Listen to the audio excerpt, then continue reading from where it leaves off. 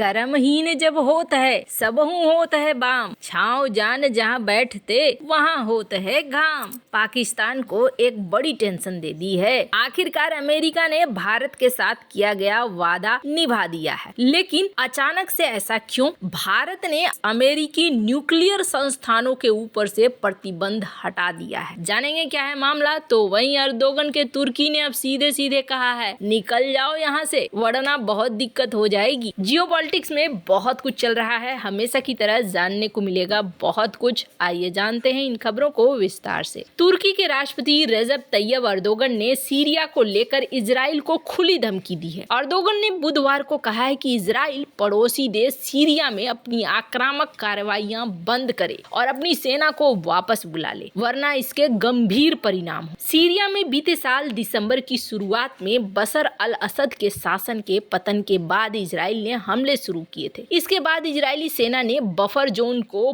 पार करते हुए सीरियाई क्षेत्र में प्रवेश कर लिया था और तब से गोलन हाइट्स के सीरियाई हिस्से में मौजूद है, जिसमें माउंट हरमन की सबसे ऊंची चोटी भी शामिल है। अर्दोगन ने अपने जस्टिस एंड डेवलपमेंट पार्टी के एक समूह के बैठक के दौरान संबोधन में सीरिया से इजरायली सेना को हटने के लिए कहा। अर्दोगन ने कहा कि सीरियाई क्षेत्र पर हमला करने वाली ताकतों, खास तौर पर इजराइल की आक्रामक कार्रवाइयां जल्द से जल्द समाप्त होनी चाहिए, अन्यथा ये सभी के लिए प्रतिकूल परिणाम पैदा करेंगे। इसके पहले बीते सप्ताह वरिष्ठ इजरायली अधिकारियों ने कहा था कि इजराइल को सीरियाई क्षेत्र के अंदर 15 किलोमीटर का सुरक्षा बफर बनाए रखने की आवश्यकता होगी, जहां आईडीएफ गोलन हाइट्स की ओर से रॉकेट हमलों को रोकने के लिए अपनी उपस्थिति सुनिश्चित करेगा। इसका साथ ही इजराइल सीरिया के भीतर 60 किलोमीटर का प्रभाव क्षेत्र स्थापित करने की योजना बना रहा है, जिससे क्षेत्र में उभरते खतरों की निगरानी, उन्हें कम करने के लिए खुफिया नियंत्रण की अनुमति मिल सके। इजराइल के विदेश मंत्रालय ने तुर्की के राष्ट्रपति की धमकियों का पलटवार किया है। इसने कहा है कि वह अर्दोगन की धमकियों को खारिज करता है और तुर्की के राष्ट्रपति को ऐसी धमकियों से बचने की सलाह देता है। बयान में कहा गया कि इजराइल अपनी सीमाओं की रक्षा करना जारी रखेगा। अर्दोगन ने इजराइल और हमास के बीच युद्ध विराम के वार्ता को संबोधित करते हुए कहा कि गाजा में युद्ध विराम की उपलब्धि के साथ पूरे क्षेत्र में शांति और स्थिरता के लिए एक महत्वपूर्ण अवसर बताया। हम इजराइल और हमास के बीच युद्ध विराम वार्ता पर बारीकी से नजर रख रहे हैं और जल्द ही सकारात्मक समाचार प्राप्त करने की उम्मीद कर। तुर्की के राष्ट्रपति ने गाजा में युद्ध को 15 दिन से जारी नरसंहार बताया, 15 महीने से जारी नरसंहार बताया। अर्दोगन ने अपना संबोधन युद्ध विराम पर सहमति की घोषणा के पहले दिया था। तुर्की के राष्ट्रपति ने यह भी कहा कि अंकारा के पास सीरिया में इस्लामिक स्टेट और कुर्द आतंकवादियों सहित सभी आतंकवादियों को कुचलने की शक्ति और क्षमता है। उन्होंने सभी देशों से सीरिया से अपने हाथ खींच लेने को कहा है। उन्होंने अमेरिका को भी निशाने पर लिया है और कहा है कि इस्लामिक स्टेट जैसे मनगढ़ंत बहानों के बारे में अब कोई ठोस आधार नहीं है। तुर्क समूह YPG को अमेरिकी इस्लामिक स्टेट के खिलाफ लड़ाई में प्रमुख भागीदार मानता है, वहीं तुर्की इसे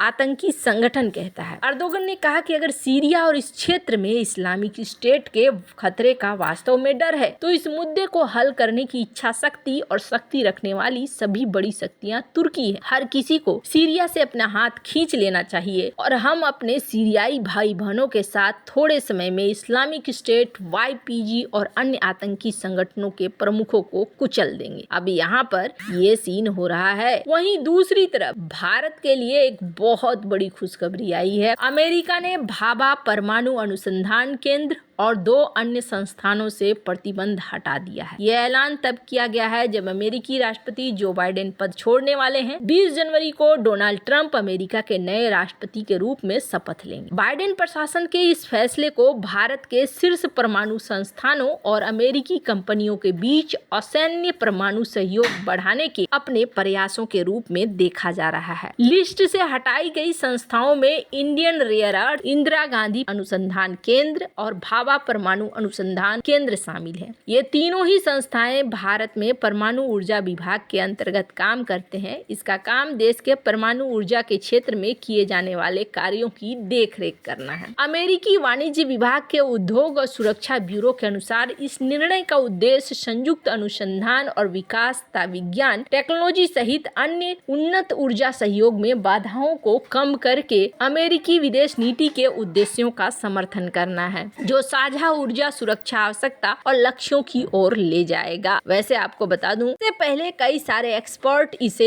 शक की नजरों से देख रहे थे। एक बयान में अमेरिकी वाणिज्य विभाग ने शांतिपूर्ण परमाणु अनुसंधान विकास में अमेरिका भारत सहयोग के पारस्परिक लाभों पर जोर दिया। विभाग ने कहा कि अमेरिका और भारत पिछले कई वर्षों से मजबूत विज्ञान, टेक्नोलॉजी और शांतिपूर्ण परमाणु सहयोग संबंधित अनुसंधान और विकास गतिविधियों को आगे बढ़ाने के लिए प्रतिबद्ध हैं। ये घोषणा इस महीने की शुरुआत में निवर्तमान अमेरिकी राष्ट्रीय सुरक्षा सलाहकार जैक सुलिवन द्वारा भारत की यात्रा के दौरान की गई टिप्पणियों के बाद की गई है। नई दिल्ली में एक प्रेस कॉन्फ्रेंस में बोलते हुए सुलिवन ने असैन्य परमाणु सहयोग पर लंबे समय से लगे प्रतिबंध को हटाने के वाशिंगटन के दृढ़ संकल्प का जोर दिया। सुलिवन ने कहा कि हालांकि पूर्व राष्ट्रपति बुश और पूर्व पीएम डॉक्टर मनमोहन सिंह ने लगभग 20 साल पहले असैन्य परमाणु सहयोग का एक दृष्टिकोण रखा था, लेकिन हम अभी भी इसे पूरी तरीके से साकार नहीं कर पाए। उन्होंने कहा कि बाइडेन प्रशासन ने निर्धारित किया है कि अमेरिका भारत साझेदारी को मजबूत करने के लिए अगला बड़ा कदम उठाने का समय आ गया है। निर्यात प्रशासन के लिए वाणिज्य के प्रधान उप सहायक सचिव मैथ्यू बॉरन ने कहा कि इन संस्थानों को हटाने से दोनों देशों के बीच में मजबूत सहयोग होगा और उन्होंने कहा कि भारतीय संस्थाओं को हटाने से दोनों देश घनिष्ठ संबंध के साथ आगे बढ़ेंगे, अधिक लचीले, महत्वपूर्ण खनिजों और स्वच्छ ऊर्जा आपूर्ति श्रृंखला में सुरक्षित करने में सक्षम होंगे। इस बीच अमेरिकी वाणिज्य विभाग ने 11 चीनी संगठनों को अपने प्रतिबंधों की सूची में शामिल कर लिया है, जिसपे उन पर गतिविधियों का हवाला दिया है कि वो अमेरिकी राष्ट्रीय सुरक्षा विदेश नीति के हितों के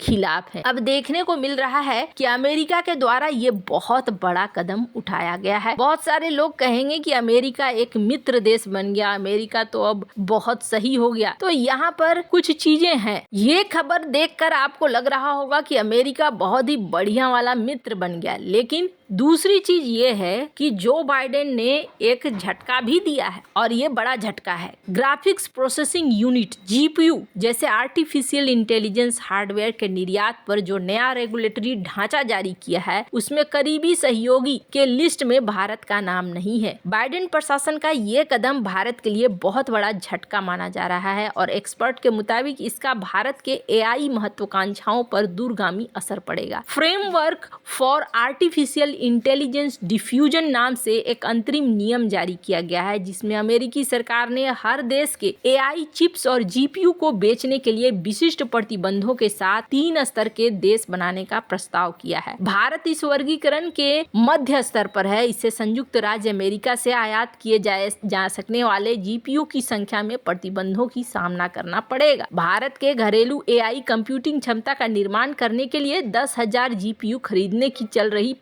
प्रक्रिया प्रभावित हो सकती है। पहले स्तर, जिसमें संयुक्त राज्य अमेरिका के 18 सबसे करीबी सहयोगी हैं, उन देशों पर कोई प्रतिबंध नहीं लगा है। तीसरे में अमेरिका के लिए चिंता का विषय वाले देश, जिन्हें टेक्नोलॉजी का निर्यात करने से लगभग प्रतिबंधित रखा गया है। ऐसा लगता है कि नियमों का मकसद एडवांस चिप और एआई मॉडल को अमेरिका और उसके निकटतम सहयोगियों के कंट्रोल में रखना है। हालांकि इस नियम को आगे रखा जाता है या नहीं, ये ट्रंप पर निर्भर करेगा। लेकिन पहले लिस्ट में कौन कौन है? Australia, Belgium, Canada, Denmark, Finland, France, Germany, Ireland, Italy, Japan, Netherlands, New Zealand, Norway, दक्षिण कोरिया, स्पेन, स्वीडन, ताइवान और यूके। और वहीं दूसरी तरफ टायर 2 में है भारत। इसका मतलब समझ लीजिए कि ये भारत को पूरी तरीके से नहीं देना चाहते हैं, और जिन्हें नहीं देना है उसमें है रूस, चीन, लीबिया और उत्तर कोरिया। देशों को 3 लिस्ट में बांटने के अलावे एक विशेष समीक्षा भी की गई है, जिसे जनरल वैलिडेट एंड यूजर्स यानी कि सामान्य अंतिम उपयोगकर्ता कहते हैं। देखने को मिल रहा है एनवीडिया ने इस नए कानून का